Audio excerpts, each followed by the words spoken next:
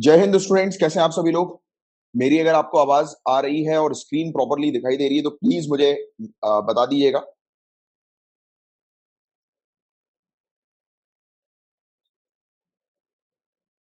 और wish you all a very happy independence day belated. मैंने सोचा था कल लाइव आके आप लोग को विश करूं, बट कल टास्क काफी हेक्टिक हो गया था। कल अराउंड जो रिवीजन क्लास चल रही थी, कल अराउंड पता ही नहीं लगा कब 4.5 घंटे की क्लास जो है वो खिंच गई। फिर उसके बाद फिर और भी कुछ टास्क वगैरह थे।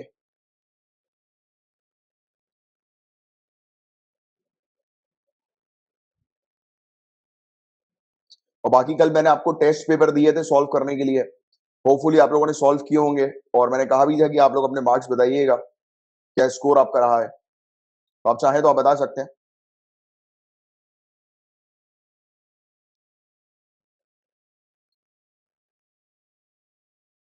क्या हो रहा था कि टेस्ट में काफी सारे स्टूडेंट्स को प्रॉब्लम जा रही थी। वो वाला अपने जो टेस्ट मैंने जो अपलोड किया था ना पिछली बार, तो इसलिए इस बार पीडीएफ अपलोड कर दी कि पीडीएफ के थ्रू आप चेक कर लो कि आपके कौन से करेक्ट हो रहे हैं। आखिरी में आंसर की भी थी।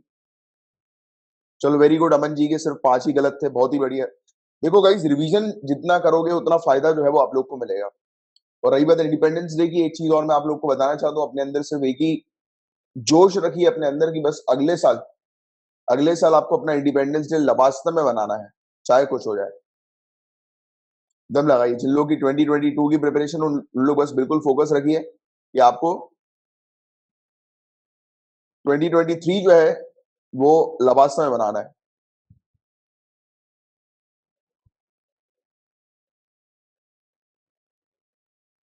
Independence day. चलो गाइस, फिर सेशन को शुरू करते हैं फाइनली, है ना। स्टार्ट करते हैं अपने सेशन को। तो चाइना ताइवान के इशू के बारे में मैं आप लोग को पहले भी पढ़ा चुका हूं, तो इसके बारे में एक नजर और जो है वो मारेंगे। चाइना ताइवान के बारे में, इंडिया इंडिया ताइवान के रिलेशन जो है वो कैसे हैं उसके बारे में भी एक थोड़ी सी जानकारी लेंगे, आइडिया लेंगे। बल्क ड्रग पार्क ये क्या है, तो इसके बारे में हम लोग बात करेंगे। हिमाचल प्रदेश को क्यों चाहिए बल्क ड्रग ड्रग पार्क, तो वो तो एक बेसिक सी चीज है, तो उसके बारे में बात करेंगे। मेन है बल्क ड्रग पार्क और एपीआई, एक्टिव फार्मास्यूटिकल इंग्रेडिएंट्स। तो इसके बारे में हम लोग थोड़ी सी चर्चा करने वाले हैं, राइट। और इसके अलावा एनसीपीसीआर ने रिकमेंड किया है कि माइनॉरिटी स्कूल्स को भी राइट टू एजुकेशन के अंडर जो है वो लाया जाए। तो इसके बारे में थोड़ा सा एक अच्छा आर्टिकल है जिसको हम लोग देखेंगे। और ये सॉवरेन राइट्स टू टैक्सेशन क्या होता है, तो इसके बारे में हम लोग बात करेंगे। रेट्रोस्पेक्टिव टैक्स के बारे में मैंने अभी आपको कुछ दिन पहले पढ़ाया भी था कि इंडिया ने हटा दिया है, तो उसी को लेकर ये सॉवरेन राइट टू टैक्सेशन करके एक आर्टिकल है, तो इसके बारे में डिस्कस करेंगे। अल मोहिद अल हिंदी 2021 ये एक्सरसाइज किसके बीच में होती है, सऊदी और इंडिया के बीच में ये एक्सरसाइज हम लोग को देखने को मिलती है, तो इसके बारे में हम लोग बात करेंगे। कॉमन सर्वे की अभी बात चल रही है कि एलिफेंट्स और टाइगर्स को काउंट करने के लिए एक कॉमन सर्वे जो है वो कंडक्ट किया जाना चाहिए सेपरेट सर्वे की जगह। उससे पैसा भी काफी बचेगा, तो इस आर्टिकल के बारे में चर्चा करेंगे। मैंने आप लोग को एक, आपको याद आ रहा होगा, एक सेपरेट वीडियो जो है वो भी कुछ दिन पहले दिया था, ईओएस अर्थ ऑब्जर्वेशन सैटेलाइट 03 का, जो अनफॉर्चुनेटली फेल हो गई है। तो होपफुली आप सभी लोगों ने वो वीडियो जो है वो देखा होगा। उससे जुड़ी कुछ इंपॉर्टेंट जो चीजें हैं उसको हम लोग डिस्कस करेंगे, जैसे कि जियो सिंक्रोनस, राइट, सोलार सिंक्रोनस में क्या डिफरेंस हम लोग को देखने को मिलता है, राइट। पीएसएलवी जीएसएलवी जो सैटेलाइट होती हैं वो किस टाइप की हम लोग को देखने को मिलती है, तो उसके बारे में थोड़ा सा एक आइडिया हम लोग लेंगे यहाँ पर मेनली। और कुछ बेसिक से फैक्ट इस मिशन से रिलेटेड हम लोग चर्चा करेंगे। ठीक है, तो ये है आज के टॉपिक्स जो हम लोग कवर करने जा रहे हैं। सबसे पहला जो टॉपिक है, इसकी जो शुरुआत कर रहे हैं वो है चाइना ताइवान का टॉपिक। चाइना ताइवान, ठीक है। चीन द्वारा ताइवान पर डाले जा रहे दबाव का प्रतिरोध करने के लिए अमेरिका और अन्य देश द्वारा उठाए जा रहे कदमों के बीच हाल ही में ताइवान और अमेरिकी अधिकारियों के बीच बैठक आयोजित की गई थी। तो हुआ यह था कि ताइवान और यूनाइटेड स्टेट्स के जो ऑफिशियल्स हैं उनकी मीटिंग हम लोग को अभी रिसेंटली देखने को मिली। मुद्दा यह था कि चाइना जो है वो प्रेशर क्रिएट कर रहा है ताइवान के ऊपर, राइट। किस चीज के लिए, कि ताइवान एक्सेप्ट कर ले कि वो चाइना का हिस्सा है, यानी कि पूरी तरह से अपने आप को चाइना, मेनलैंड चाइना का जो है वो हिस्सा बन जाए। तो उसके लिए बेसिकली एक प्रकार का प्रेशर क्रिएट कर रहा है चाइना। तो इसके बारे में पहले भी हमने बात करी थी, आपको याद आ रहा होगा जब मैंने आपको हांगकांग वाले टॉपिक को भी अभी पढ़ाया था कुछ दिन पहले, तो उसमें भी मैंने आपको बताया था कि ताइवान के साथ भी इसी प्रकार का इशू है, बट ताइवान बोलता है कि वो एक इंडिपेंडेंट कंट्री है ना। तो ये वाली चीज हम लोग को देखने को मिलती है। तो देखिए, चाइना के अंदर हम लोग को देखने को मिल रहा है कि डिप्लोमेटिक, इकोनॉमिक और मिलिट्री प्रेशर इंक्रीज कर रहा है ताइवान, राइट। उनके जो रेसिडेंट हम लोग को देखने को मिल रहे हैं, उन्होंने हालांकि रिजेक्ट कर दिया है बीजिंग की डिमांड को पॉलिटिकल यूनिफिकेशन के लिए, मतलब कि किसी प्रकार से वहां के लोग जो है वो नहीं चाह रहे हैं कि चाइना के साथ जो है वो पॉलिटिकली यूनाइट हो, पॉलिटिकली मतलब उसी के साथ जो है वो मिल जाए, तो वो बिल्कुल भी नहीं चाह रहे हैं वहां के लोग। राइट, चाइना ने बहुत समय पहले की बात है, चाइना ने क्या किया था कि ताइवान को जो है वो ब्लॉक कर दिया था यूनाइटेड नेशन से, यानी कि ये 2016 की बात है कि चाइना ने यूनाइटेड नेशन से ब्लॉक कर दिया था ताइवान को कि यूनाइटेड नेशन और कोई भी दूसरे ऑर्गेनाइजेशन में ताइवान एक सेपरेट कंट्री के तौर पर जो है वो ना आ पाई। वैसे तो ये बहुत पुरानी बात है, बट अभी 2016 में फिर से जो है ये मुद्दे जो है वो उड़ गए थे। राइट, तो ये वाली चीज हम लोग को देखने को मिली थी जब इलेक्शन हुआ था ताइवानीज प्रेसिडेंट साई साई इंग वेंग का अभी रिसेंटली जब इलेक्शन हुआ था। राइट, तब उस समय प्रेसिडेंशियल इलेक्शन के समय पर इसने चाइना ने फिर से जो है वो स्ट्रिक्ट एक्शन ताइवान के अगेंस्ट जो है वो लेना शुरू कर दिया। तो ये एक टाइमलाइन है, एक प्रकार की स्टोरी है जिसको आपको एक आइडिया रखना है कि अभी अभी रिसेंट पास में एकदम एग्रेसिव चाइना इसलिए हुई कि वहां पर एक प्रेसिडेंशियल इलेक्शन हुआ था। तो ये एक फैक्टर बस आपको पता होना चाहिए, एक पॉइंट सिंपल सा। राइट, और चाइना ताइवान के रिलेशन की बात करेंगे तो वन चाइना पॉलिसी के तहत ये चाइना क्लेम करता है ताइवान को। अब देखिए यहाँ पर क्लेम है, बट पुख्ता जो है, जैसे कि मैंने आपको बताया था हांगकांग, और दूसरी बताओ कौन सी कंट्री है हांगकांग के अलावा जहां पर वन चाइना पॉलिसी हम लोग को देखने को मिलती है? मैंने आप लोग को बताया था, याद करो क्या नाम है उस कंट्री का फटाक। Very good, Macau. Very good, very good, आप लोग को याद है। तो आपको शायद याद आ रहा होगा, मुझे आप लोग ने एक स्टूडेंट ने पूछा था कि सर ताइवान का भी क्या वन चाइना पॉलिसी के तहत वो चीज हम लोग को देखने को मिलती है इंक्लूडेड? देखो ये दोनों जो है, ये दोनों वो एक्सेप्टेड है कि हाँ वहां पर जो है वो वन चाइना पॉलिसी हम लोग को देखने को मिलती है। Right, one country two system वाला जो एडमिनिस्ट्रेशन वाला जो फंडामेंटल हम लोग को देखने को मिलता है ना, तो वो इन कंट्री के ऊपर पूरी तरह से एप्लीकेबल है। But here China claim Taiwan through it's one China policy, China claim कर रहा है, बट ताइवान ने उस चीज को एक्सेप्ट नहीं किया। बट अगर बात करें ये दोनों टेरिटरीज को, तो इन्होंने एक्सेप्ट कर लिया। अंडरस्टैंडिंग द डिफरेंस, ये डिफरेंस आपको सिविल सर्विसेज के लिए याद रखना जरूरी है, पता होना जरूरी है। राइट, क्योंकि इसको आपको ये डिफरेंस यहां पता लग गया, क्योंकि सिविल सर्विसेज का game is all about words, और आपने उस वर्ड को सही तरीके से अगर जान लिया, जो सेंटेंस है उसमें एक वर्ड रहता है बस, वो पूरा खेल कर देता है। जैसे प्रीलिम्स में भी सेम चीज होती है। राइट, कई बार लोग इस चीज पर फोकस नहीं करते और फिर वो उसका अंडरस्टैंडिंग अपनी चेंज हो जाती है उनकी। तो China claim Taiwan through it's one China policy, China claim करता है। राइट, बट उन्होंने एक्सेप्ट नहीं किया। Understanding it? हाँ बिल्कुल रिंकी जी, अभी मेरे ख्याल से आप लोग का ये जो इशू है वो क्लियर हो गया होगा। राइट, उस समय मैंने आपको बताया था कि नहीं, वो एक डिफरेंट टेरिटरी अपने आप को बोला हुआ है उसने। तो मैंने वो क्यों बोला था, क्योंकि वो मानता ही नहीं है, वहां के लोग नहीं मानते। राइट, उसके साथ जुड़ना, तो वहां पे सिर्फ हांगकांग, मकाऊ और तीसरा वो तिब्बत ऑटोनॉमस क्षेत्र जो हम लोग को देखने को मिलता है। ये तीन चीज अभी चाइना के अंदर है, जहां पर सेपरेट सिस्टम एक प्रकार का हम लोग को देखने को मिलता है। पूरी तरह से तिब्बत में नहीं है, बट इन दोनों में पूरी तरह से हम लोग को देखने को मिलता है। राइट, हांगकांग और मकाऊ के अंदर।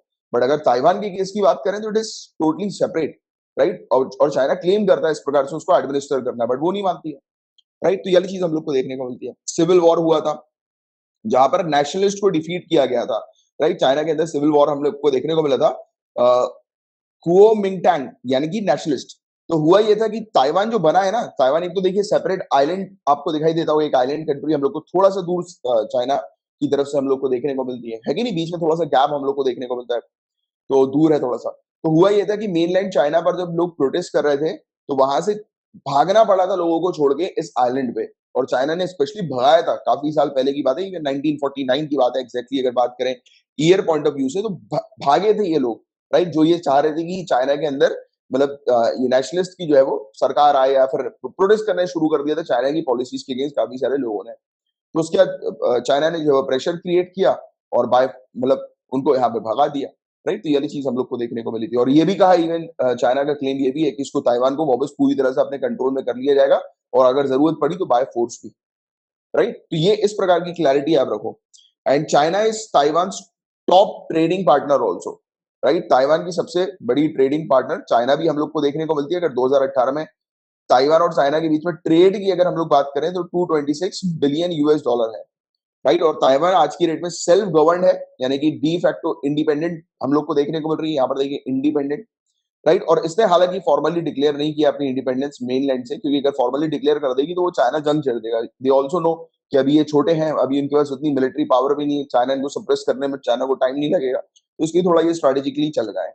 राइट, और under one country two system formula Taiwan have the right to run its own affair. अब चाइना क्लेम करता है तो चाइना उसको बोल देता है कि अरे उसके पास तो अपने खुद के अफेयर्स को, बात को समझना, इस चीज को भी आप एक बार क्लैरिटी रखना कि देखो, one country two system formula के तहत चाइना बोलता है कि जैसे कि हांगकांग है, मकाऊ है, वैसे ही हमने ताइवान को भी रख रखा है कि ताइवान भी अपने छोटे मोटे डिसीजन जो है वो खुद से ले सकते हैं, सेल्फ इंडिपेंडेंट तरीके से ले सकता है। But the picture is this कि ताइवान जो है वो खुद ही बोलता है कि यार हम तो पूरी इंडिपेंडेंट है, राइट, क्योंकि वो सेल्फ गवर्न है, डी फैक्टो इंडिपेंडेंट हम लोग को देखने को मिलता है। वो बोलता ही नहीं कि हमारा मतलब चाइना का रूल हमारे ऊपर चलता है, राइट। तो ये इस प्रकार का एक चीज हम लोग को देखने को मिल रही है, और अभी एट प्रेजेंट चाइना जो है वो प्रेशर क्रिएट कर रहा है, तो यूएसए ने इसका हाथ में ला लिया, राइट, इसके साथ, क्योंकि ऑब्वियस ही बात है कि अब यूएसए का दुश्मन चाइना है और ताइवान भी चाइना को पसंद नहीं करता है।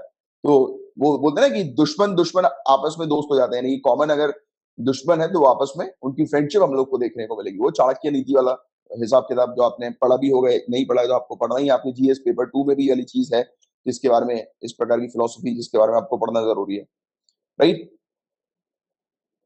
और इस प्रकार का अरेंजमेंट जैसे कि हांगकांग और मकाऊ में उपयोग में लिया जाता है। ताइवान के ऊपर चाइना भी एट प्रेजेंट जो है वो क्लेम कर रहा है, और ताइवान जो है वो इस चीज को रिफ्यूज कर रहा है अपने डिप्लोमेटिक रिलेशंस को, राइट। इंडो ताइवान रिलेशन की बात करें गाइस, तो इंडो ताइवान रिलेशन, हालांकि अगर हम लोगों ने फॉर्मली ताइवान को एक इंडिपेंडेंट कंट्री भी ना डिक्लेयर किया, ना उसके साथ हम लोग के फॉर्मल रिलेशन है, बट हाँ, अगर हम बात करें दोनों कंट्रीज को सेपरेट तौर पर, यानी कि सिर्फ इंडिया और ताइवान टेरिटरी को अगर देखें, तो उस टेरिटरी के साथ हमारे काफी अच्छे रिलेशन है वेरियस फील्ड्स में, राइट। और इंडिया ने रिफ्यूज भी किया है इवन वन चाइना पॉलिसी को 2010 से, तो इसलिए ताइवान और इंडिया की फ्रेंडशिप हम लोग को देखने को मिली है, राइट। तो फ्रेंडशिप है दोनों कंट्रीज के बीच में। तो चलो बताओ, अब यहां तक किसी को कोई डाउट तो पूछ लो, फिर अपन आगे बढ़े। और लाइव क्लासेस में स्टूडेंट काफी कम आ रहे हैं, आया करो। और जो भी स्टूडेंट्स हैं जो लाइव क्लास पे नहीं है, इवन जिन्होंने टीचमेंट पर भी अभी आए नहीं है, शामिल नहीं हुए हैं, मैं स्पेशली उन स्टूडेंट्स की बात कर रहा हूँ जिन्होंने ऑलरेडी एनरोल कर लिया है, बट फिर भी वो टीचमेंट प्लेटफॉर्म पर आए नहीं है, लाइव क्लास वाले प्लेटफॉर्म पर आए नहीं है, तो आप एक बार अपना प्लीज ईमेल चेक करो। मैंने आप लोग को, सभी लोग को ईमेल भेजा था, जितने भी लोग पीडीएफ पैकेज में एनरोल्ड थे, तो आप चेक करिए। ये कोई अलग से चालू नहीं किया, अभी भी पता नहीं क्यों स्टूडेंट्स एक तो सुनते नहीं है पूरी चीजें, और फिर उनको कंफ्यूजन होने लगती है। गाइस, ये अलग से कुछ शुरू नहीं किया, अलग से कोई एक्स्ट्रा वो शुरू नहीं किया। जो स्टूडेंट्स ऑलरेडी पहले से भी इनरोल्ड है, तो उनको भी इसमें शामिल कर लिया गया है इस पर्टिकुलर इनिशिएटिव में, यानी कि एक कॉमन ही इनिशिएटिव, मतलब अपने इसके अंदर बस सर्विसेज ऐड ऑन करी हुई है और कुछ नहीं। जैसे आपको पहले पीडीएफ मिलती थी, अब आपको लाइव क्लास प्लस पीडीएफ मिलती है, और भी वेरियस चीजें, वेरियस इनपुट जो है उसमें आपको दे दिए जाते हैं। चलो ठीक है, आगे बढ़े। चलो, वेरी गुड।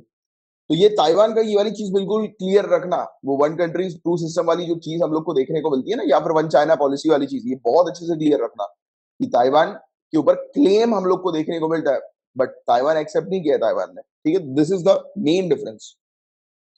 और इसी प्रकार के जो डिफरेंसेस होते हैं ना, वो आपसे मतलब डिमांड की जाती है कि आप इस प्रकार के डिफरेंसेस का आंसर लिखें। What is a bulk drug park? पहली बात तो नाम से समझ में आ रहा है, ड्रग पार्क है, मतलब कि यहाँ पर दवाइयों को बनेंगी दवाइयां, ठीक है, मतलब कि एक पूरा हम लोगों को वो देखने को मिल रहा है, कॉरिडोर देखने को मिल रहा है जहां पर दवाइयां बनेंगी, ठीक है, ये बात तो एक क्लियर है।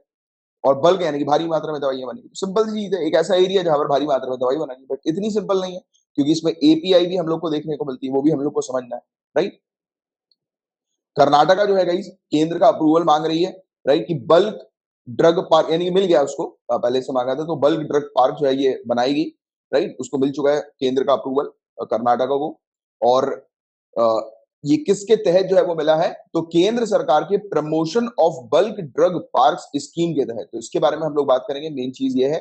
तो बल्क ड्रग्स या फिर API, active pharmaceuticals ingredients, API ये है क्या, तो मैं आपको आसान शब्दों में समझाता हूँ। एक दवाई होती है, ठीक है, अब दवाई जो होती है वो वेरियस कंपोनेंट से बनती है ना, वेरियस कंपोनेंट से, मतलब कि जैसे लेट से आपको पता होगा कि एक फिनिश्ड गुड होता है, ठीक है, अब फिनिश्ड गुड तक बनने के लिए क्या हम लोग को प्रोसीजर देखने को मिलती है, तो उसको रिवर्स ऑर्डर में आ जाओ। तो फिनिश्ड गुड से पहले हम लोग को क्या देखने को मिलता है, मैं रिवर्स की बात करूं, रिवर्स में चल रहा है अपन, ठीक है। तो ये फैक्ट्री में बनता है ना फिनिश्ड गुड, बट फैक्ट्री से भी पहले पीछे चले आओ, तो क्या हम लोग को देखने को मिलता है, खेत, फार्म, फार्म से क्या आता है, रॉ रॉ प्रोडक्ट हम लोग को देखने को मिलता है। जैसे ये लेट से आलू का चिप्स बनाना है, ये चिप्स का पैकेट है, तो पहले आलू जो होंगे वो यहाँ से उठाए जाएंगे, खेत से निकाले जाएंगे, खेत से निकालने के बाद वो फैक्ट्री भेजे जाएंगे, तो अभी तक क्या है, ये प्राइमरी प्रोडक्ट है। पढ़ा ना आपने, प्राइमरी सेकेंडरी टर्शियरी। तो प्राइमरी प्रोडक्ट ये हम लोग को देखने को मिल रहा है, तो ये फैक्ट्री पे गया, राइट, किस चीज के लिए, प्रोसेसिंग के लिए फैक्ट्री पे गया। अब जब ये फैक्ट्री में जाएगा तो उसके बाद क्या होगा, इसकी प्रोसेसिंग होगी, और प्रोसेसिंग होने के बाद ये चिप्स बनेगा, है ना, और ये पैकेट में पैक होके फिर मार्केट में सेल हो जाएगा, तो ये फाइनल प्रोडक्ट बन जाएगा। तो रॉ मटेरियल से फाइनल प्रोडक्ट की जो जर्नी होती है जनरल तौर पे जो इसको हम लोग देखते हैं, तो वैसे ही दवाइयों के केसेस में भी ये जो रॉ मटेरियल होता है ना, दिस इज कॉल्ड एपीआई। ये बस आपको समझना है, सिंपल सी चीज, that's it, not more than that. Raw material is API. दवाइयों में रॉ मटेरियल जो होता है वो एपीआई होता है, यानी कि दवाई को बनाने के लिए जिन रॉ मटेरियल्स की आवश्यकता होती है, जिन इंग्रेडिएंट्स की, सामग्री की आवश्यकता होती है, राइट, तो उसको हम लोग बोलते हैं एपीआई, सक्रिय दवा सामग्री, एक्टिव फार्मास्यूटिकल इंग्रेडिएंट्स। सिंपल सी चीज, क्रिस्टल क्लियर, बस और कुछ नहीं रखना इसमें। एग्जाम्पल पे पैरासीटामोल ले लो आप। पैरासीटामोल, तो ये पैरासीटामोल जो है ये पेन के अगेंस्ट काम करती है, बुखार बुखार में खाते हैं ना पैरासीटामोल। तो इसको मिक्स किया जाता है किसके साथ, एजेंट्स या फिर सॉल्वेंट के साथ, इसको प्रिपेयर करने के लिए, और जो फिनिश प्रोडक्ट जो बनता है वो पैरासीटामोल टैबलेट के तौर पर हमें देखने को मिलती है, अलग अलग ब्रांड नेम से फिर मार्केट में आ जाती है। ये वाली चीज होगी इस प्रकार से, राइट। तो वो तो मैंने आपको ये वाला जो रॉ मटेरियल वाला कॉन्सेप्ट समझाया ना, ये बस दिमाग में ध्यान में रखना। आलू के चिप्स बना लो दिमाग में, आलू के चिप्स जो आलू से बनते हैं, तो वो जो आलू के चिप्स को बनाने के लिए जो आलू जो होता है वो रॉ मटेरियल है, तो दिस इज एपीआई दवाइयों के मामले में, है ना। एपीआई कैसे प्रिपेयर की जाती है, तो फ्रॉम मल्टीपल रिएक्शन, एक रिएक्शन तो होगा नहीं, बहुत सारे रिएक्शन होंगे दवाई को बनाने के लिए, राइट, स्पेशली उसके रॉ मटेरियल को भी बनाने के लिए, राइट। तो उसके अंदर केमिकल और सॉल्वेंट्स हम लोग को देखने को मिलते हैं, प्राइमरी केमिकल या फिर बेसिक रॉ मटेरियल जिसको हम लोग बोलते हैं, बेसिक रॉ मटेरियल। देखो रॉ मटेरियल वाला शब्द भी यहाँ पर उपयोग कर लिया गया है, राइट। तो उसमें बहुत सारे रिएक्शन से होकर गुजरता है ये, उसके बाद फिर जो चीज बनती है वो बनती है की स्टार्टिंग मटेरियल या फिर KSM जिसको हम लोग बोलते हैं। फिर केमिकल कंपाउंड जो बनता है वो ड्रग इमीडिएट जो है वो होता है, या DI जिसको हम लोग बोलते हैं, राइट। तो ये चीज है, तो आपको ये अगर KSM और DI भी आ जाए तो ये भी एक ही चीज हम लोग को दोनों देखने को मिलती है, या फिर आप कह सकते हो इन दोनों के कॉम्बिनेशन को हम लोग एपीआई जो है वो कहते हैं, एक्टिव फार्मास्यूटिकल इंग्रेडिएंट्स हम लोग कहते हैं, ठीक है। और इंडिया आज की डेट में इस प्रकार के बल्क ड्रग पार्क जो है वो क्यों प्रमोट कर रही है, तो ऑब्वियस बात है हम क्यों प्रमोट करेंगे, बताओ जरा क्यों प्रमोट करेंगे। हमारा नहीं है ना, इसलिए हम चाह रहे हैं ना बने। हम ऐसी थोड़ा ना, ऐसा तो होगा नहीं कि हमारे पास ऑलरेडी है फिर भी हम लोग प्रमोट करके और बढ़ाने की कोशिश कर रहे हैं। हमारे पास नहीं है, इसलिए हम लोग एग्रेसिवली इसको प्रमोट कर रहे हैं कि हमारे यहाँ ये एपीआई जो है वो बनती ही नहीं है, एक्टिव फार्मास्यूटिकल इंग्रेडिएंट्स बनते नहीं है, बनेंगे नहीं तभी तो हम लोग बनाएंगे ना, तभी तो प्रमोट करेंगे, एज सिंपल एज दैट। तो ये बन नहीं रहे, तो इसलिए हमें बनाना है। हम लोग इसके लिए चाइना के ऊपर डिपेंडेंट है, राइट। आत्मनिर्भर भारत, बिल्कुल सही कहा आपने स्नेहा जी, वेरी गुड। और रिंकी जी ने बिल्कुल सही कहा कि हम लोग चाइना के ऊपर डिपेंडेंट है, हम लोग वेरियस दूसरी कंट्रीज के ऊपर dependent, specially particularly China, right. इसको बुलवाना होता है, इंपोर्ट कराना होता है, तो दूसरी कंट्री से इंपोर्ट कराना होता है। और देखो अभी कोरोना वायरस के समय पर स्थिति सामने आई गई है, राइट। अगर इंपोर्ट अगर डिस्टर्ब होता है किसी भी तरीके से, और इवन चाइना के साथ भी हमारे इश्यूज हम लोग को देखने को मिलते हैं, कल को चाइना ने मना कर दिया तो हमारी जो इंडस्ट्री है फार्मास्यूटिकल इंडस्ट्री वो सीवियरली अफेक्ट हो जाएगी, क्योंकि फार्मास्यूटिकल इंडस्ट्री के लिए जो फ्यूल है, फ्यूल, राइट, यानी कि जिससे कि वो इंडस्ट्री चलेगी, वो तो ऑब्वियस सी बात है ये रॉ मटेरियल्स है। अब रॉ मटेरियल ही नहीं होगा, जैसे कि आलू के चिप्स बनाने के लिए आलू ही नहीं मिलेंगे तो फैक्ट्री खुल के करेगी भी क्या, नहीं बना पाएगी ना आलू। तो हमें आलू चाहिए, हमें चाहिए वो रॉ मटेरियल, तो वो अगर आलू हमारी कंट्री में ही बनेंगे तो हम लोग के लिए फायदा होगा, हमारी चिप्स इंडस्ट्री को। वैसे ही एक्टिव फार्मास्यूटिकल इंग्रेडिएंट्स अगर हमारी कंट्री में ही बनेंगे तब हमारी जो फार्मास्यूटिकल इंडस्ट्री जो है वो टॉप पर ही रहेंगे, जो कि आज की डेट में हम लोग को टॉप पर देखने को मिलती है, राइट। यानी कि one of the largest industry है इंडिया, इंडिया की फार्मास्यूटिकल इंडस्ट्री। वॉल्यूम के मामले में अगर हम बात करें, यानी कि नंबर्स के मामले में बात करें, भारी मात्रा में हम लोग दवाइयों को बनाते हैं, बट उस दवाई को बनाने के लिए जो फ्यूल चाहिए, जो रॉ मटेरियल चाहिए, वो अगर दूसरी कंट्री के पास होगा तो हम हमेशा डिपेंडेंट रहेंगे, और हमें अभी आत्मनिर्भर निर्भर बनना है। Understanding the point. तो ये चीज हम लोग को देखने को मिल रही है।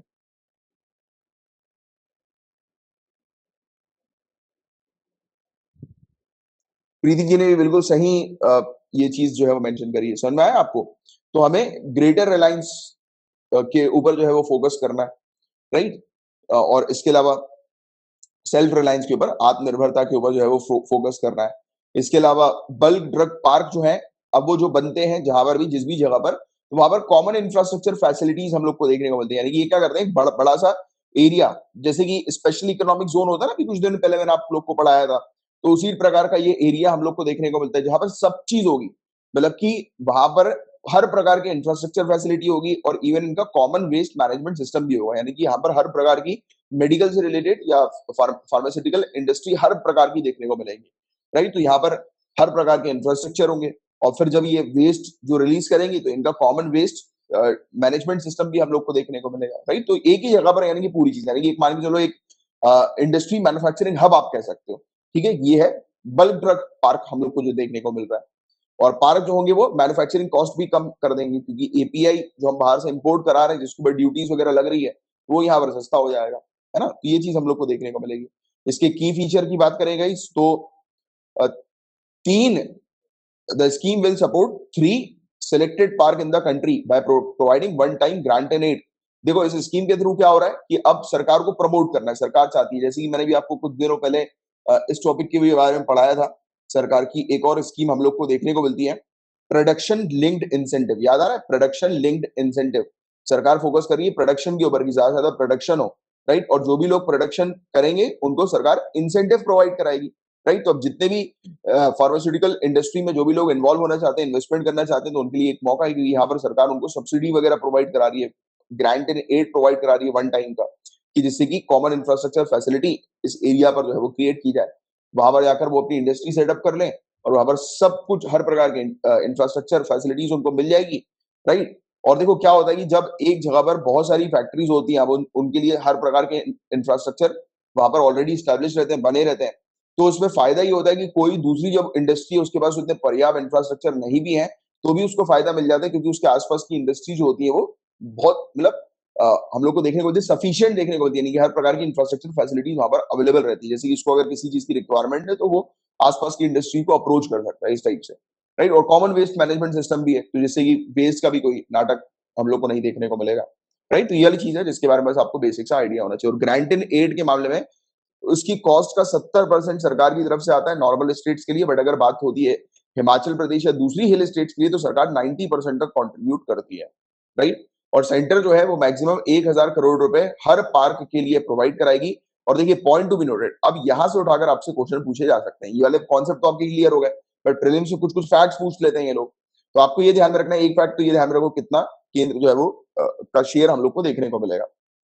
दूसरी चीज, एक स्टेट के अंदर सिर्फ एक ही साइट जो है वो स्टेट प्रपोज कर सकती है बल्क ड्रग पार्क के लिए, मतलब आप मान के चलो एक स्टेट में सिर्फ एक ही जगह पर बल्क ड्रग पार्क जो है वो सेटअप किए जा सकते हैं। First point two be noted. दूसरा, उनका जो एरिया होना चाहिए स्टेट का 1,000 एकड़ से कम का नहीं होना चाहिए, सेकंड कंडीशन। थर्ड कंडीशन, अगर थर्ड पॉइंट, अगर हिल स्टेट्स की अगर बात हो रही है तो उनके लिए 700 एकड़, राइट। तो ये मतलब मिनिमम इतना एरिया तो होना ही चाहिए, इतना एरिया उनको रखना है, तभी जाकर वहां पर बल्क ड्रग पार्क जो है वो स्टैब्लिश किया जा सकेगा, सेटअप किया जा सकेगा। क्लियर है यहां तक बात है? अब पूछ लो अगर किसी को किसी प्रकार का कोई भी डाउट है तो।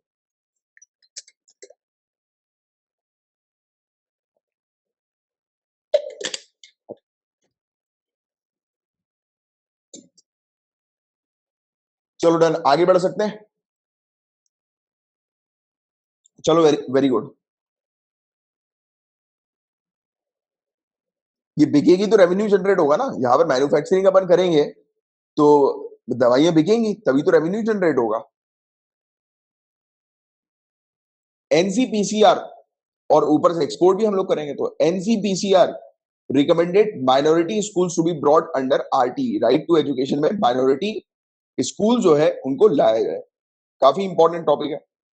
National commission for protection of child rights, राष्ट्रीय बाल अधिकार संरक्षण आयोग, इनके द्वारा रिलीज की गई है एक रिपोर्ट जिसमें ये आकलन कर रहे हैं, एक्सेस कर रहे हैं माइनॉरिटी स्कूल्स का हमारी कंट्री में।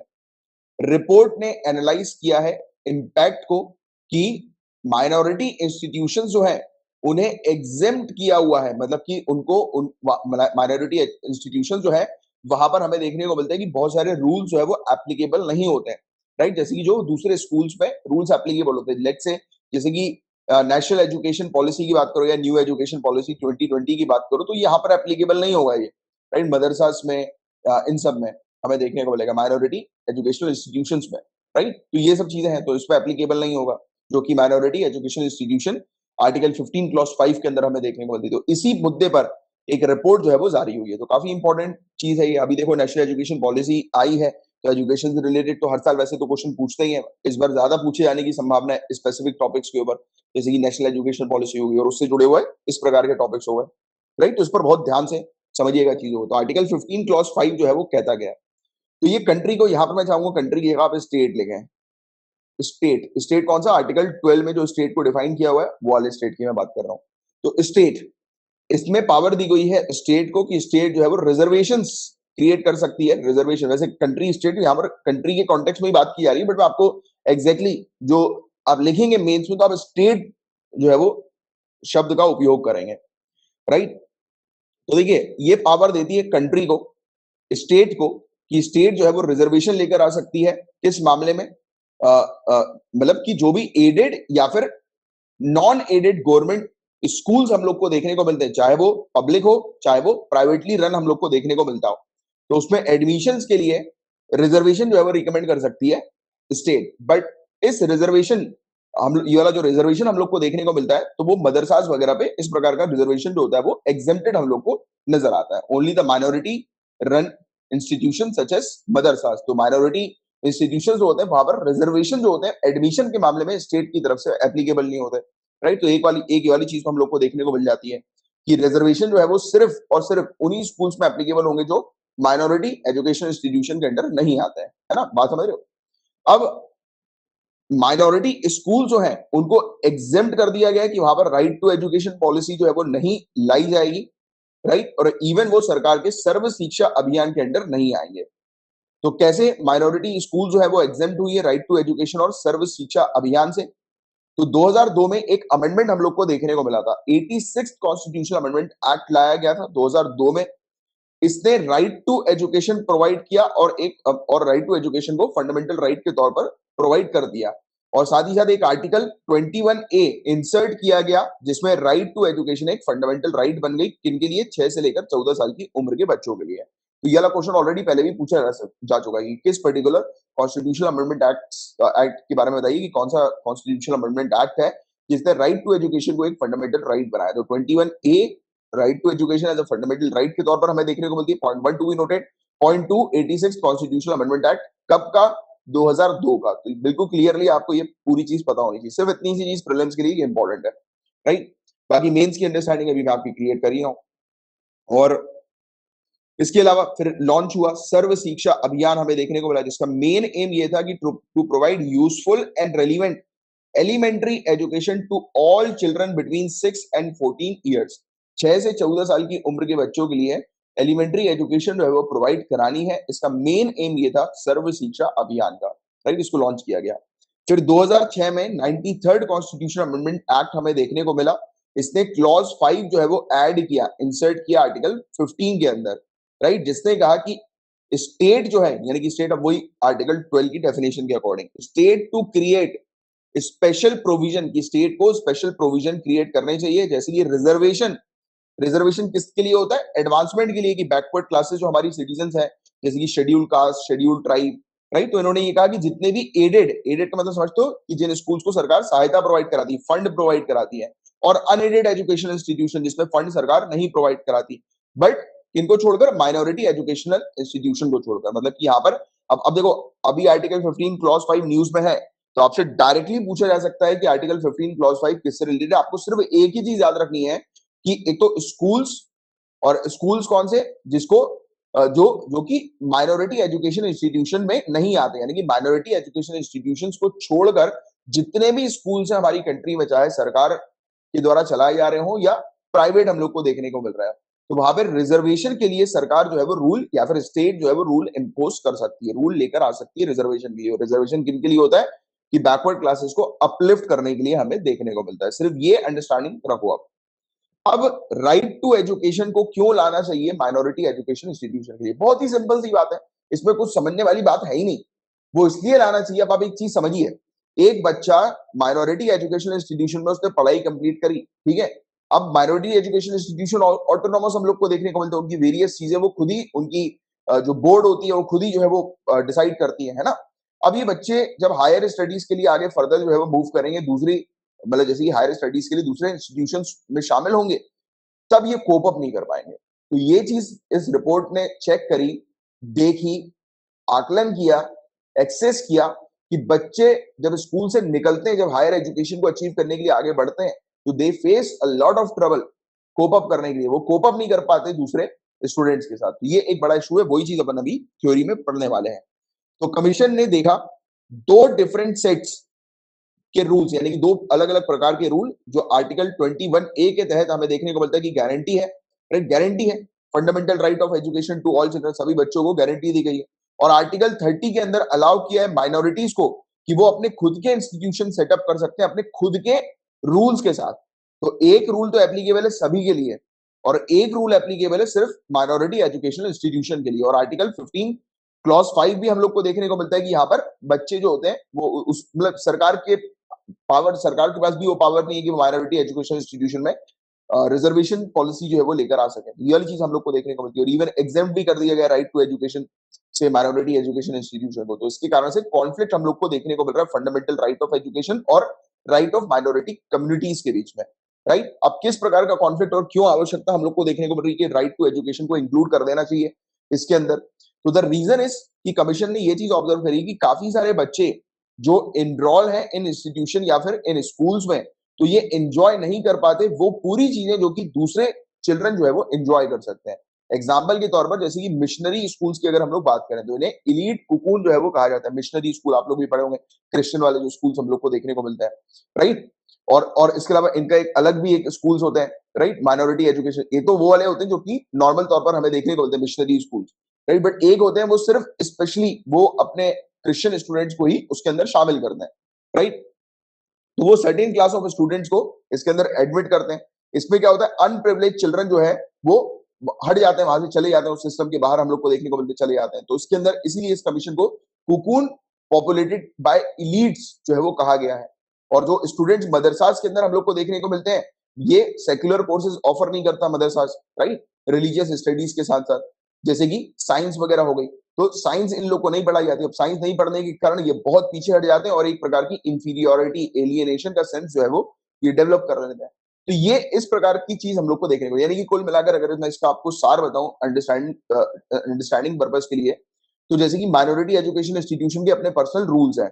अब जैसे कि मदरसाज में देख लिया कि वहां पर साइंस नहीं पढ़ाई जा रही है। अब ऑब्वियस सी बात है कि ये बच्चा जब इस स्कूल से जब निकलेगा तो ऑब्वियस सी बात है फिर कॉलेज उसको चाहिए होगा, फिर फर्दर हायर स्टडी चाहिए होगी। तो यहाँ पर आकर फिर उनको चैलेंजेस फेस करने पड़ जाते हैं, दिक्कतें फेस करना शुरू कर देती हैं। तो ये वाली चीज है, इसलिए ये रिकमेंडेशन हम लोग को देखने को मिलता है। फाइनल होता है कितना या नहीं होता है उस चीज पर हम लोग आगे चल के कभी बात करेंगे। अभी के लिए रिकमेंडेशन के तौर पर ये चीज आपको ध्यान में रखनी है। और बाकी प्रीलिम्स के लिए short short article 15 clause 5, article 21, ये 86 constitutional amendment act, 93 constitutional amendment act, जिसने so, आर्टिकल 15 में एक और क्लॉज जो है, क्लॉज नंबर 5 जो है वो ऐड किया है। That's it, not more than that, sufficient इतना।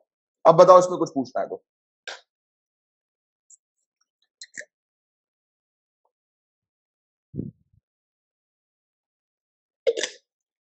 इलीट कुकुन्स, इलीट, इलीट किसके लिए अपन इस्तेमाल करते हैं, जो हाईली प्रिविलेज जो लोग हम लोग को देखने को मिलता है, हाईली प्रिविलेज। तो जो एक प्रिविलेज क्लास हम लोग को देखने को मिलती है, इलीट कुकुन्स, प्रिविलेज क्लास हम लोग को देखने को मिल रही है, रिच, एग्जैक्टली, राइट, एक प्रिविलेज क्लास हम लोग को देखने को मिल रही है। और एक जो है वो अंडर प्रिविलेज क्लास हम लोग को देखने को मिल रही है, जैसे मदरसास। तो इसमें कितना गैप हो गया कि वो साइंस नहीं पढ़ा रहे, एक तो बिल्कुल हायर स्टडीज के तौर पर खतरनाक तरीके से चीजों को कवर करवा रहे हैं, मिशनरी स्कूल जैसे हम लोग को देखने को मिलता है।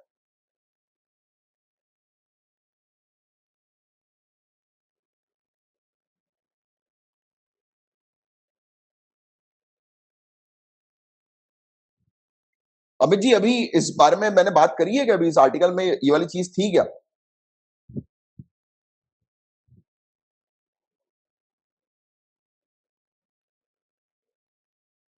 ठीक है, इस पर अपन आगे बात करते हैं। हम नेक्स्ट टॉपिक की तरफ आगे बढ़ रहे हैं, सॉवरेन राइट टू टैक्सेशन, ये क्या है तो इसकी हम लोग बात करेंगे।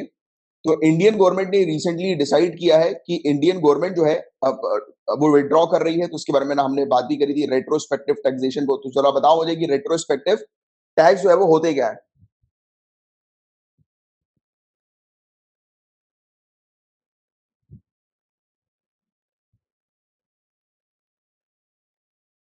रेट्रोस्पेक्टिव टैक्सेशन होते क्या है?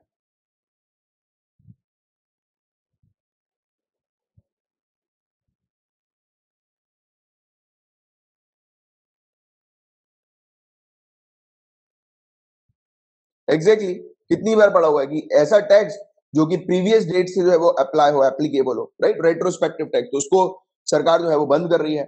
अभी सरकार ने अभी रिसेंटली हमें देखने को मिला कि जो केस जो हम लोग को नजर आया था ऑनरेबल सुप्रीम कोर्ट ने इसमें क्लियरली जो है वो मेंशन कर दिया था, अपना वर्डिक्ट दिया था कि Vodafone can not be tax for a 2007 transaction, जिसके अंदर 67% स्टेक को परचेज करने का केस जो हम लोग को देखने को मिला था कि वो हचिसन वेम्पोआ के 67% स्टेक जो है वो परचेज करेगी 11 बिलियन यूएस डॉलर के। तो इसका एक केस चल रहा था, टैक्स जो है वो लगा दिया गया था इसके ऊपर। इवन और भी क्रैन इंडिया करके एक कंपनी है, तो उस पर क्रैन इंडिया का केस भी हम लोग को देखने को मिला था, राइट, फ्रांस वाला, आपको पता होगा, प्रॉपर्टी वगैरह सीज हो गई थी, याद आ रहा है? बिल्कुल सही लिखा आप लोगों ने, इसके बारे में पूरी की पूरी चीज, वेरी गुड। तो इंडियन गवर्नमेंट ने 2012 के retrospectively amended income tax act जो है, तो उसको अभी चेंज करने पर काम कर दिया है कि उसमें रेट्रोस्पेक्टिव वाली इस क्लॉज को जो है वो हटा दिया जाएगा। और फिर भी गेम खेल ली है स्टेट ने भी, आपको याद होगा, मैंने इसके बारे में भी काफी डिटेल में आपको एक्सप्लेन किया था। तो सॉवरेनिटी, सॉवरेनिटी का पहले तो ये मान लो, सॉवरेनिटी का मतलब क्या है? सिंपल सी चीज ये है, जैसे इंडिया एक सॉवरेन कंट्री है, ठीक है, इस कॉन्टेक्स्ट में समझो, इंडिया एक सॉवरेन कंट्री है, मतलब कि हमारे ऊपर किसी और दूसरी फोर्स या दूसरी कंट्री का रूल नहीं चलता। हम इंडिपेंडेंट है, सॉवरेन है, हम अपने कानून जो है वो खुद से बना सकते हैं, हमारी पार्लियामेंट जो है वो कानून खुद से बनाने में सक्षम, इंडिपेंडेंट, एग्जैक्टली आपने सही लिखा, सक्षम हम लोग को देखने को मिलती है। This is called sovereign. पहली चीज सॉवरेन का मतलब समझो आप। फिर सॉवरेन राइट टू टैक्सेशन क्या है? मतलब कि हमारे पास खुद के इंडिपेंडेंट अधिकार है। हमारा कॉन्स्टिट्यूशन अधिकार देता है गवर्नमेंट को कि गवर्नमेंट जो है वो टैक्सेस लेवाई कर सकती है इंडिविजुअल्स के ऊपर या ऑर्गेनाइजेशन के ऊपर। और कॉन्स्टिट्यूशन ने बिल्कुल क्लियर करके रखा है कि टैक्सेस को या टैक्स को जो चार्ज किया जाता है, तो उसका जो अधिकार है, राइट है, वो सिर्फ और सिर्फ अथॉरिटी ऑफ लॉ के थ्रू ही हमें देखने को मिलेंगे। मतलब कि कानून, सरकार कानून बनाएगी, लॉ बनाएगी, और लॉ बनाने के बाद हमें देखने को मिलेगा, तभी जो है वो टैक्सेस इंपोज किए जा सकते हैं। इसी प्रोसेस से अगर टैक्स को इंपोज करना है तो इसी प्रोसेस से होकर गुजरना होगा। तो ये वाली चीज जो है वो क्लियरली मेंशन हम लोग को देखने को मिल रही है कि पार्लियामेंट या फिर लेजिस्लेचर से जब लॉ पास होगा, लॉ बनाया जाएगा, तभी उस लॉ के अकॉर्डिंग ही टैक्स इंपोज किए जाएंगे, लगाए जाएंगे, राइट। तो ये सॉवरेन राइट टू टैक्सेशन हम लोग को देखने को मिल रहा है, राइट। और अभी जो है वो स्क्रैप कर दिया रेट्रोस्पेक्टिव फीचर को। तो उससे क्या फायदा मिलेगा? तो ऑब्वियस सी बात है कि इस फीचर को हटाकर क्लियर कर दिया गया है कि अब जब भी कंपनीज वगैरह आएंगी तो वो निश्चित रहेंगी कि इस प्रकार से रेट्रोस्पेक्टिव टैक्स जो है वो इंडिया नहीं लगाएगी। और कल को आगे चल के कुछ होता है ऐसा, इस प्रकार की इश्यूज अगर कुछ आते हैं, तो कंट्री निश्चित रहे कि हाँ, उसको जो है वो पेमेंट वगैरह नहीं करनी पड़ेगी, टैक्सेस वगैरह अचानक से उसको पे नहीं करना पड़ेगा कानून में चेंजेस लाने के बाद, राइट। तो ये चीज हम लोग को देखने को मिल रही है। तो इससे क्लैरिटी हो गई है कंपनीज ऑफ कंट्रीज के बीच में, नहीं दूसरी कंट्रीज की कंपनीज में क्लैरिटी हो गई कि अब इंडिया के अंदर वो अगर सेटअप करेंगे अपनी ब्रांचेस वगैरह, तो रेट्रोस्पेक्टिव काफी सारी कंट्रीज, कंपनीज जो है, अलग अलग कंट्री की जो कंपनीज है, एमएनसीज वगैरह है, वो इसलिए भी इंडिया में आने से कतराती थी, यही सब बड़े बड़े इशू देखने के बाद कि कल को हम इन्वेस्टमेंट करें और फिर अपने या फिर दूसरी कंट्री से, सॉरी, दूसरी कंपनी से परचेज करना शुरू करें कुछ स्टेक्स वगैरह, शेयर्स वगैरह। तो इस प्रकार का अगर इशू आ जाए टैक्स वगैरह को लेकर, तो फिर उन्हें उनका लॉस हो जाएगा, लमसम लॉस हो जाएगा। तो ये वाली चीज हम लोग को देखने को मिली, राइट। और अभी जो चीज हटाई गई है इस चीज को, तो इसमें आपको पता है कि जो भी कंपनीज वगैरह है उनको रिफंड कर दिया जाएगा, राइट। तो ये वाली चीज हम लोग को देखने को मिली। और जिन कंपनी ने ऑलरेडी पे कर दिया उनको रिफंड करना है, जिन्होंने नहीं किया तो उनके केसेस वगैरह एंड हो जाएंगे, खत्म हो जाएंगे, राइट। तो ये चीज हम लोग को देखने को मिली। इसमें आपको मेनली इस टॉपिक के अंदर ये सॉवरेनिटी के बारे में एक आइडिया होना चाहिए, और सॉवरेन राइट टू टैक्सेशन क्या होता है, सिंपल सी चीज बस ये पता होनी चाहिए कि हमारे पास अधिकार है कि हम अपनी पार्लियामेंट के थ्रू, पार्लियामेंट रूट आपको पता होना चाहिए, पार्लियामेंट रूट के थ्रू जो है वो हम लोग टैक्स इंपोज करवा सकते हैं, दैट्स इट, राइट। तो ये चीज हम लोग को देखने को मिल रही है। तो ये वाला टॉपिक होपफुली आपको क्लियर हो गया होगा। कुछ पूछना है तो पूछ लो।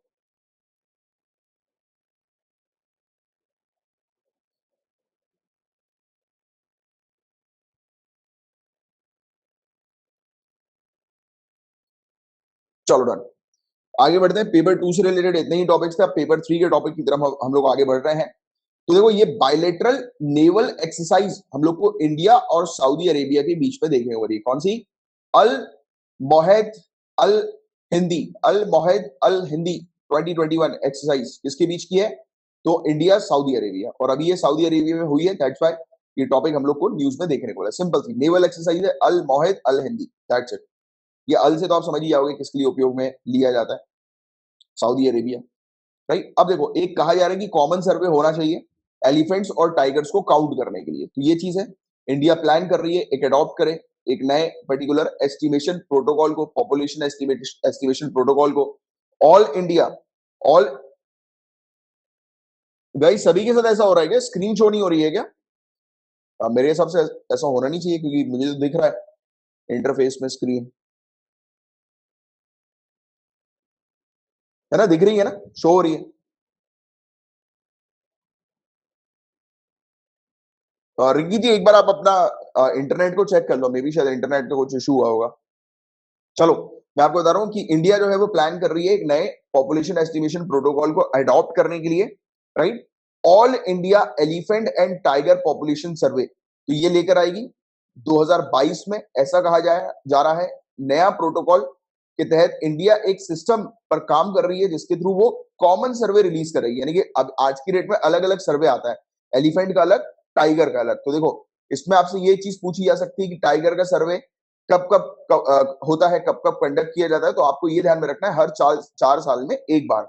अगर एलिफेंट के सर्वे की बात की जाए तो हर 5 साल में एक बार। तो ये वाली चीज आप लोग को थोड़ी सी ध्यान में रखनी है। टाइगर यूएसए वाला है और एलिफेंट जो है वो इंडिया वाला है, ठीक है? तो इस प्रकार से समझ लेना कि यूएसए में हर 4 साल में प्रेसिडेंशियल इलेक्शन हमें देखने को मिलते हैं, इंडिया के अंदर जनरल इलेक्शन जो होते हैं वो हर 5 साल में होते हैं। तो ऐसे याद रखो कि हाथी गज हमारा इंडिया का है, टाइगर यूएसए वाला, राइट? तो इस प्रकार से चीजों को समझो। अब याद रखो, अब बेनिफिट्स नए मेथड के हम लोग को क्या देखने को मिलते हैं, तो 90% जो एरिया है जो एलिफेंट और टाइगर ने जो ऑक्यूपाई किया हुआ है वो कॉमन है, मतलब कि जैसे एक पूरा एरिया है, इसका 90% एरिया में दोनों रहते हैं, मतलब टाइगर एलिफेंट दोनों मिल जाएंगे, यानी कि उनका जो क्षेत्र है, हैबिटेशन साइट है, वो कॉमन हम लोग को देखने को मिल रही है। जब कॉमन हैबिटेशन साइट है तो आप कॉमन तौर पर सर्वे कंडक्ट करो, अलग अलग करोगे तो उसमें जो है वो पैसे लगते हैं। तो इस कॉमन सर्वे से क्या फायदा होगा? पैसा बचेगा, कॉस्ट सेव होगी, राइट? और एक बार एस्टिमेशन मेथड स्टैंडर्डाइज हो जाता है कॉमन तौर पर, बहुत पैसा जो है वो बच जाएगा। तो ये वाली चीज यहाँ पर बताई जा रही है।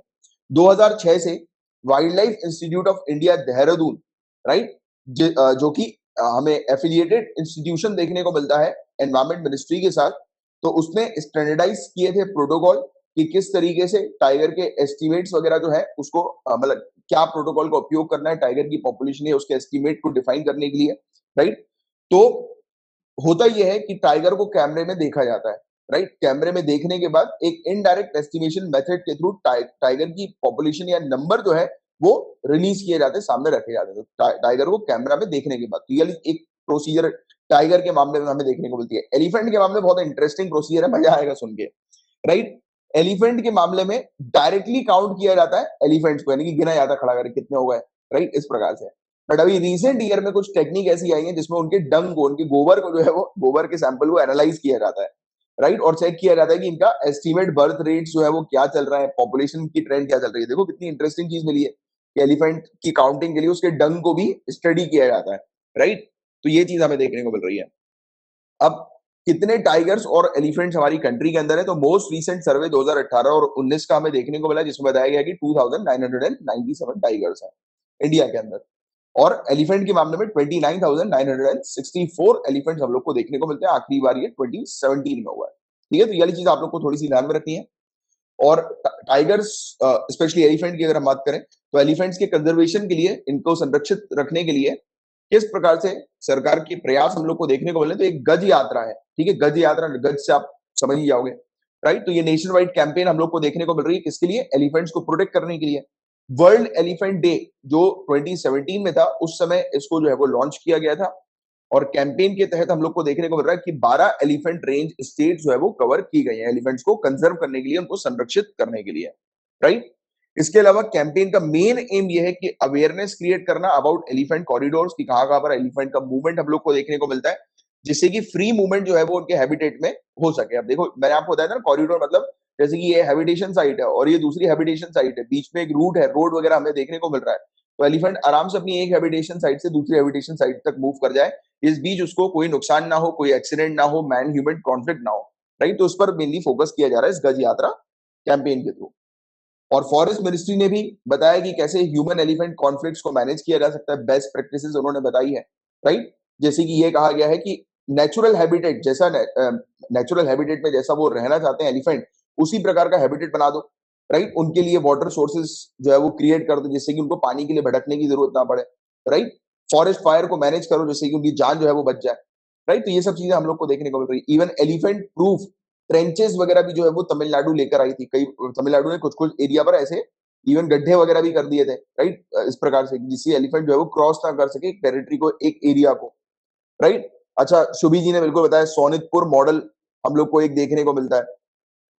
सोनितपुर मॉडल कंफर्म है कि ये एलिफेंट से ही रिलेटेड है? सोनितपुर मॉडल, इसको एक बार कंफर्म कर लेना। रिवीजन क्लास में मैंने अभी आप लोग का कवर करवाया था ये वाली चीज, है ना। चलो वेरी गुड, सोनितपुर मॉडल को लिख लो। और हैंगिंग फेंसेस, अच्छा लगा मुझे बहुत कि आप लोग मतलब बहुत सही तरीके से आप पढ़ाई कर रहे हो, और आपको जिस प्रकार से मैं रिवीजन क्लास में पढ़ा रहा हूँ आपको पूरी चीज जो है वो रटती जा रही है। Very good. क्योंकि रिवीजन क्लास का मेन मकसद ही ये है कि आपको जो भी पढ़ाऊं मैं आपको वो रट जाए आपको, राइट। चलो वेरी गुड। चलो मतलब साकार हो रही है चीजें, वो तो होना तय है साकार, क्योंकि जो भी पढ़ाया जाएगा वो आपके माइंड में याद रहेगा आपको। तो इसके अलावा हैंगिंग फेंसेस वगैरह कुछ लगा दी गई है, रबल वॉल्स वगैरह कर्नाटका के अंदर लगा दी गई है, राइट। ठीक है, तो ये चीज हम लोग को देखने को मिल रही है। और इसके अलावा चिली स्मोक का उपयोग किया जाता है नॉर्थ बंगाल में, चिली स्मोक, उसको एलिफेंट को भगाने के लिए।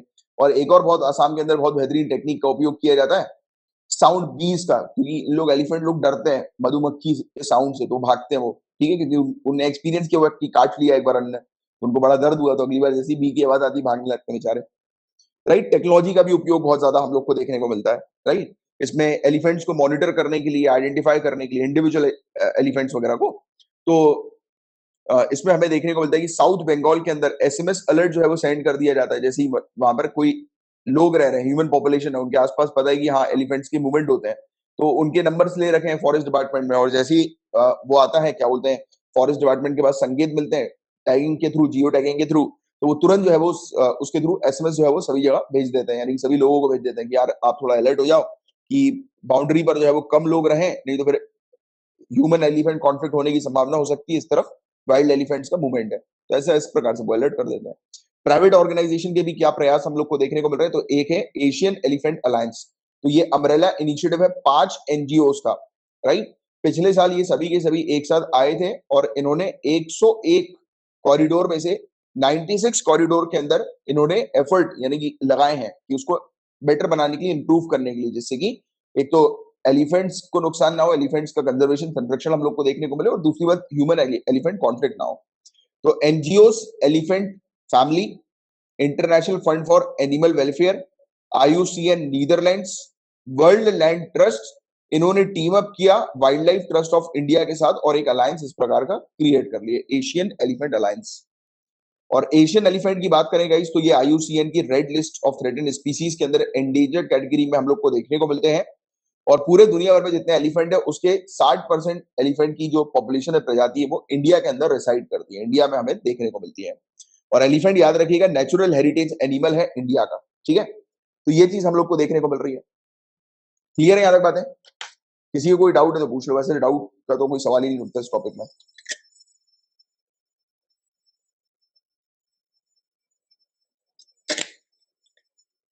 हैंगिंग फेंसेस का मतलब ये मैंने भी बताया ना कि बाड़े, या वो बोलते हैं ना बागड़, जिसको हम लोग बोलते हैं फेंस, बागड़ नहीं बोलते, जैसे पार्क के आजू बाजू बागड़ जो है वो लगी रहती है, देखो आप लटकती बाड़, ये बाड़ नहीं बागड़, इसको आप कर दो तो वो ज्यादा बेटर रहेगा।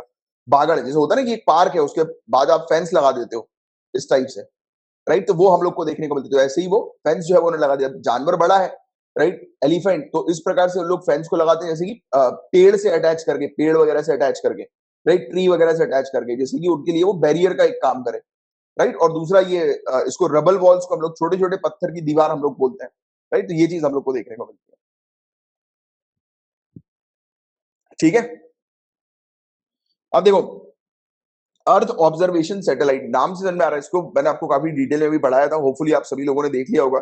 जब मैं कुछ एक्स्ट्रा टॉपिक बनाकर आपको फॉरवर्ड करूँ ना गाइस, उसको जरूर कवर कर लिया करो, देख लिया करो, राइट, बहुत जरूरी होता है। अर्थ ऑब्जर्वेशन सैटेलाइट 3, अब इसके अलावा 2 भी लॉन्च करना था, बट अभी अनफॉर्चुनेटली जो है ये अनसक्सेसफुल हम लोग को देखने को मिल रहा है, ये अभी हो गया है, लॉन्च तो हो गया था, प्रॉपर टाइम पे लॉन्च हुआ था, बढ़िया सब चीज सही रही, बट अपर स्टेज पर जाकर कुछ फंक्शंस में, इसकी क्रायोजेनिक फंक्शंस में एनॉमली, मतलब कि कुछ इश्यूज जो है वो आ गए थे, जिसके कारण से ये फेलियर हम लोग को इसका देखने को मिला।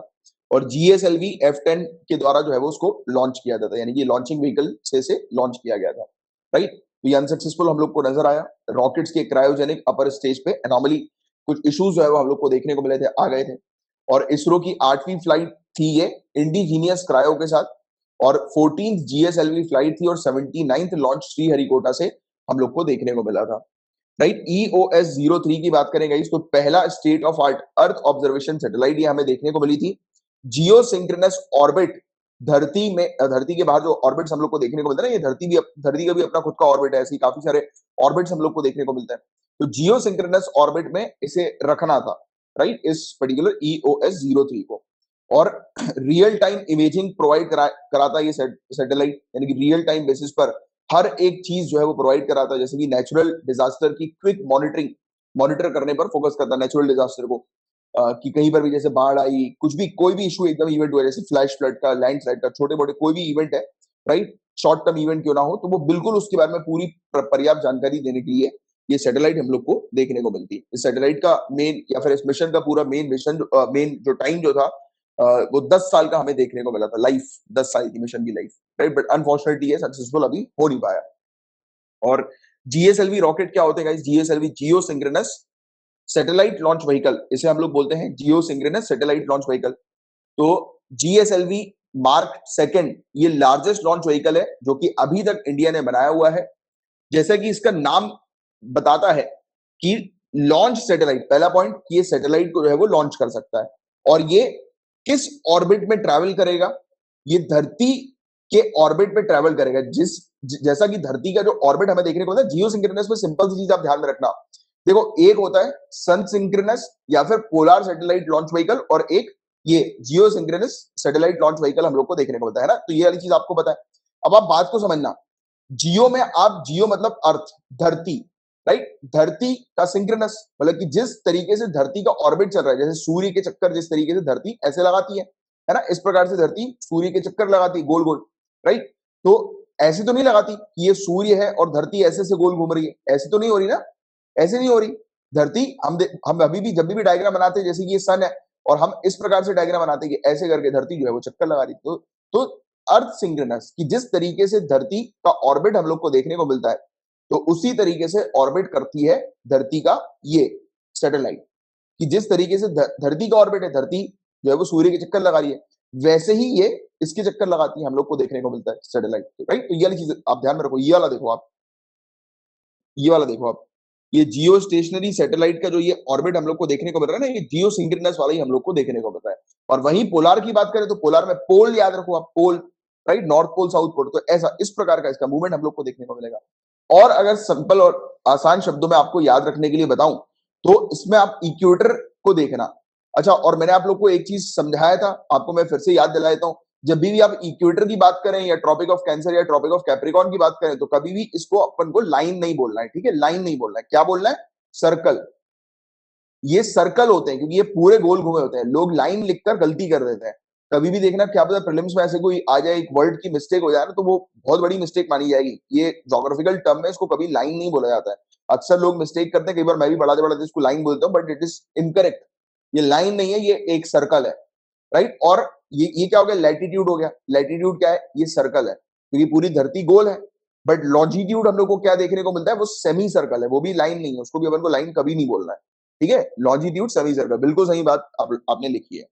तो यही टर्म का उपयोग करना है, क्योंकि अभी से ही इन सब टर्म का उपयोग करना शुरू कर दोगे तो मेंस में भी आप इन्हीं टर्म को लिखोगे और तब आपको ज्यादा बेनिफिट जो है वो मिलेगा।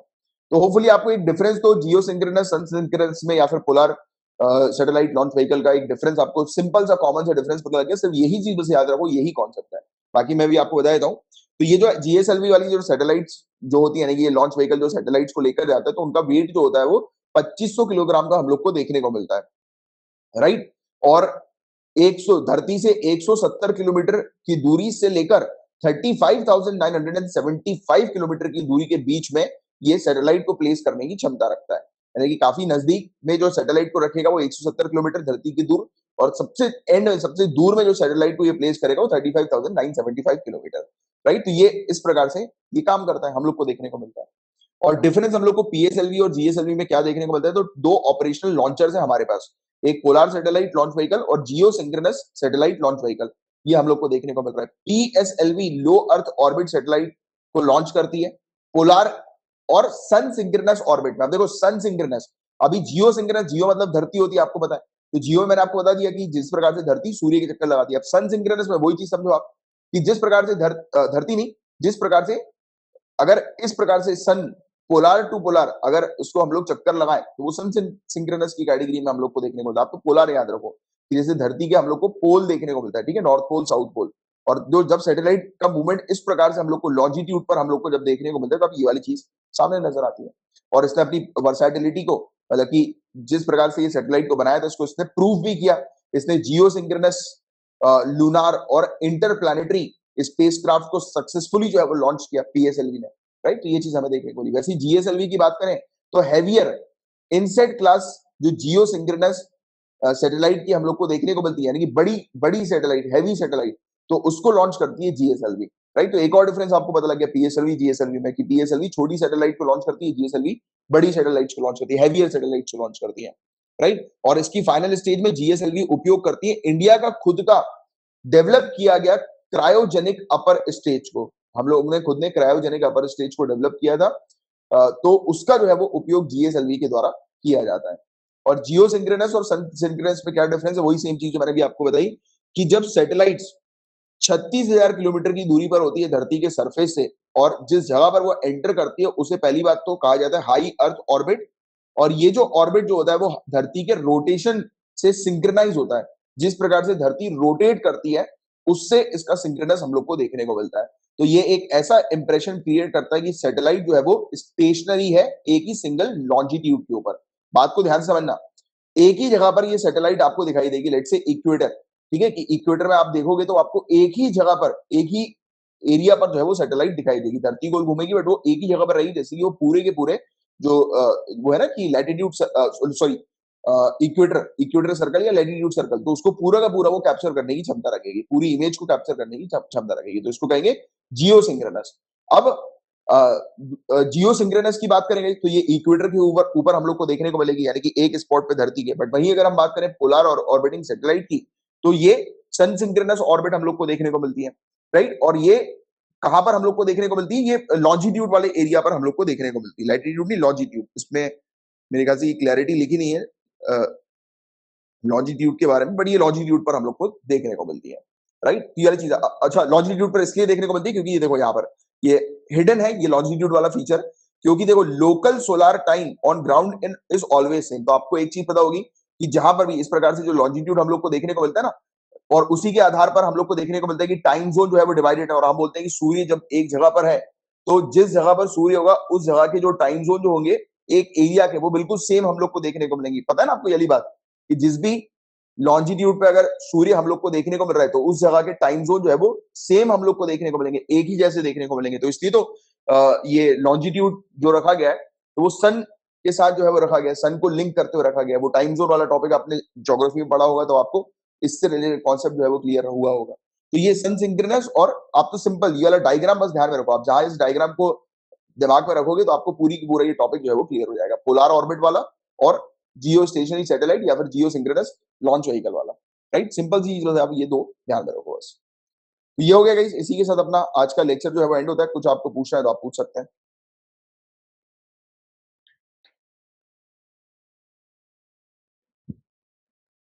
सुबह की चाय और कमलाट सर का करंट अफेयर ना मिले तो दिन शुरुआत अच्छी नहीं होती। अरे थैंक यू यार Abhishek ji, thank you so much.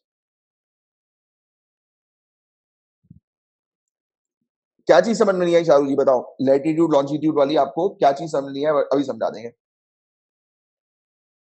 अच्छा, वॉइस कट रही थी इसलिए समझ नहीं है, तो एक बार एक काम करना, जैसे ये लेक्चर एंड होगा ना तो आपके पास रिकॉर्डिंग आएगी, एक बार फिर से सुन लेना।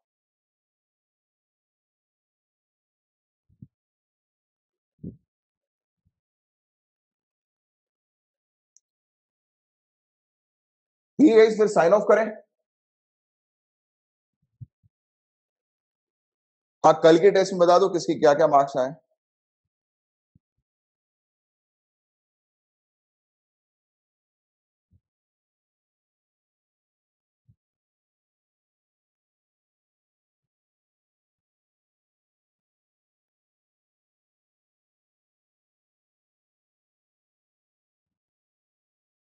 बढ़िया बढ़िया, 30 क्वेश्चन प्रीति जी के सही है। अरे अब आप तो बस बताए क्वेश्चन जितना आप रिकॉल करो चीजों को, उतना मार्क करो तो अच्छा रहेगा।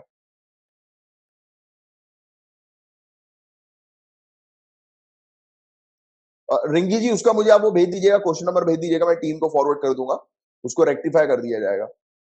कुछ ह्यूमन एरर होते हैं, तो उसमें अगर जिसमें भी कभी कुछ इशू लगे तो आप फॉरवर्ड कर दिए, अगर वो टीम को भेज देंगे।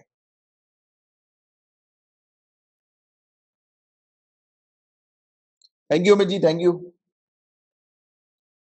ये आदत पढ़ाई की लगा देनी है। अब देखो, जैसे कि कल ही की मैं आपको एक घटना बताता हूँ। कल हम लोग ने जो रिवीजन सीरीज जब कंडक्ट करी थी, तो हम लोग अभी एट प्रेजेंट 3-3 घंटे का स्लॉट लेकर चल रहे हैं, 3 घंटे नॉन स्टॉप पढ़ाई करते हैं।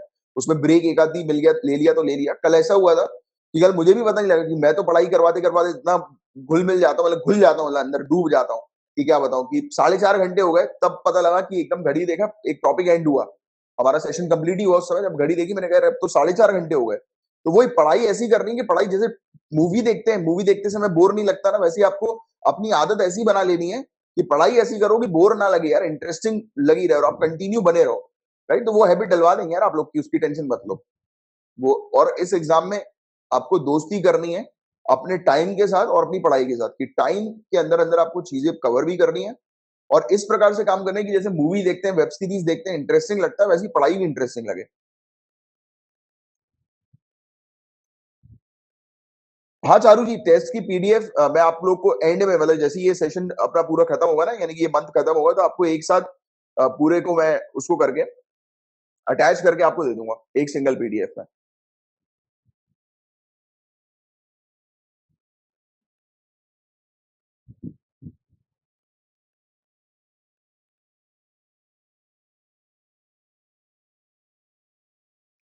चलो गाइस, फिर अपन मिलते हैं कल के लेक्चर में। तब तक के लिए bye bye, take care, have a great day ahead, Jai Hind.